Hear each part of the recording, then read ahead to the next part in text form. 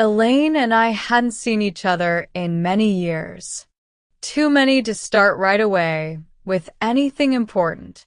We stepped into a small cafe almost by accident, simply because it was chilly outside, and inside it smelled of coffee and baked goods. We talked about trivial things, about the city, about work, about how strangely people change, and how rarely we notice it happening to ourselves. I held my cup with both hands and suddenly caught myself staring at one spot.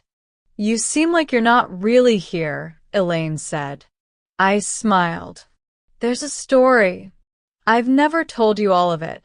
Sometimes stories don't wait for the right moment, but for the right person sitting across from you." "His name was Thomas," I said after a short pause. Elaine immediately grew serious. She had heard the name before. "He was a special person," I continued, "not because he was perfect, but because with him, everything felt too real, too sharp. He was well known, visible, a man who wasn't allowed many things because of status, expectations, other people's rules. That's why we hid our relationship. It wasn't because of shame, and not because of doubt about our feelings. He was simply someone whose life already belonged to too many people. Decisions were made for him before he could say them out loud. With me, he was different, quiet, uncertain, real. We were never seen together where we might be recognized. And photos, and mutual friends. Walks in parks far from downtown, conversations in the car. Long pauses that carried more meaning than words.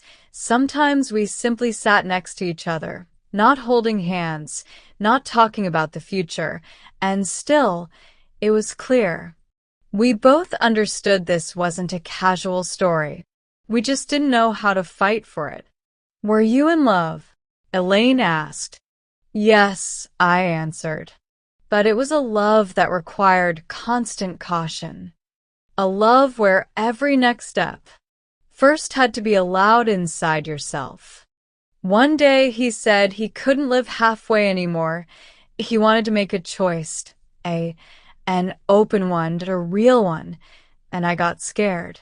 I already knew what it's like when love demands too much, when one yes has to be paid for with years. I looked at him and understood that if I agreed, there would be no way back. "What exactly were you afraid of?" Elaine asked. "That everything would fall apart. His life." Meaning? "All of it at once." We separated quietly, without arguments, without accusations.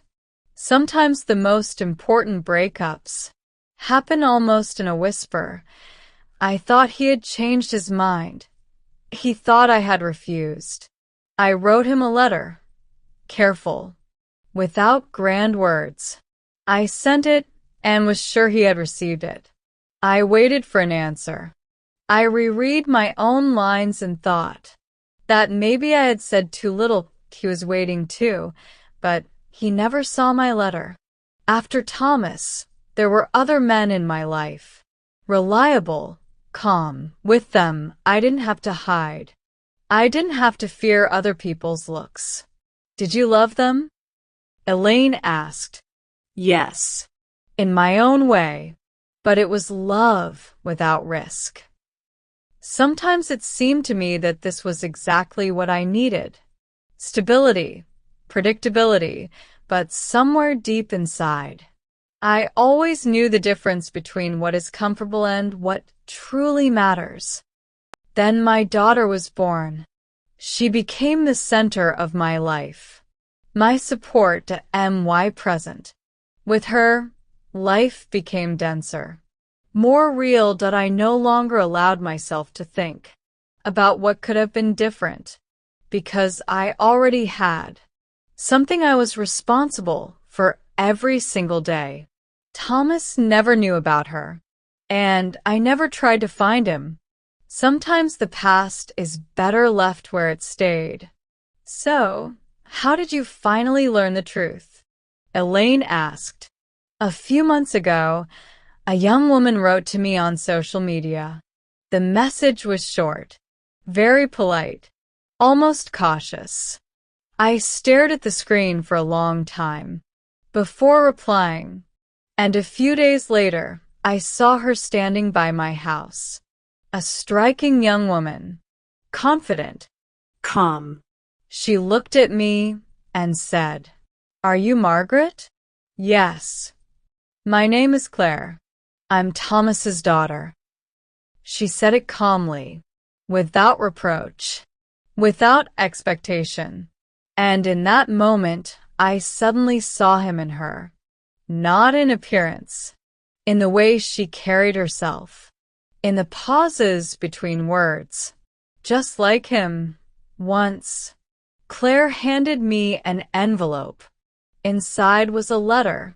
Thomas wrote that he had made his choice, that he wanted to be with me openly, that he had been waiting for my reply. He believed my silence was rejection. And all that time I believed he had simply left. The letter was sent. It just never arrived. Sometimes all fate needs is one lost letter to change an entire life. There is no ill intent in that, only a misalignment. "So you were both waiting," Elaine said quietly. "Yes. We didn't lose each other. We just didn't meet in the same moment. Sometimes that's all that separates happiness from silence." We sit in silence. The noise of the cafe returns. "That must hurt," she says. No. It's strangely calm. For the first time, everything has fallen into place. There was no betrayal. There was no rejection. There was fear on both sides. And perhaps that's what makes such stories the hardest, because no one is to blame in them. Elaine places her hand over mine, and I understand. Some stories don't need a continuation. It's enough for them to finally be understood.